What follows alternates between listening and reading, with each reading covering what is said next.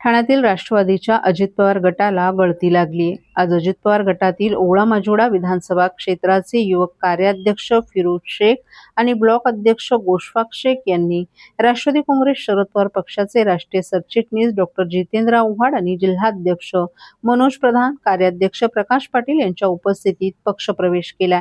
गेल्या काही दिवसांपासून राष्ट्रवादी काँग्रेस शरद पवार पक्षात इनकमिंग मोठ्या प्रमाणात वाढू लागले. राष्ट्रीय अध्यक्ष शरद पवार यांच्या विचारधारेला अनुसरून आणि राष्ट्रीय सरचिटणीस डॉक्टर जितेंद्र आव्हाड यांचं नेतृत्व स्वीकारून मोठ्या प्रमाणात युवक पक्षप्रवेश करू लागलेत. आज युवक अध्यक्ष अभिजित पवार, युवा नेते वीरू वाघमारे यांच्या पुढाकाराने अजित पवार गटातील ओळा माजुडा विधानसभा क्षेत्राचे युवक कार्याध्यक्ष फिरोज शेख आणि ब्लॉक अध्यक्ष गोशफाक शेख यांच्यासह शेकडो कार्यकर्त्यांनी पक्षात प्रवेश केला.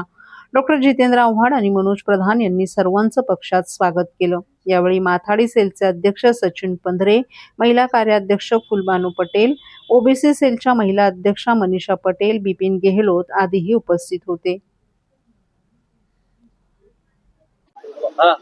अभि कुठे अभि असं मोठ्या प्रमाणात युवक पक्षाकडे आकर्षित होत आहेत, काय सांगा? तुम्ही गेले कित्येक दिवस बघताय, दर आठवड्याला 50-100 युवक राष्ट्रवादी सपामध्ये येत आहेत.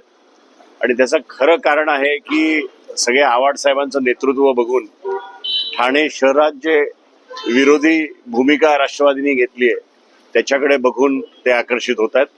आज अतिशय बरं वाटतंय. या 100-150 कार्यकर्ते अजित पवार पक्षामधनं या ठिकाणी युवक आलेले आहेत आणि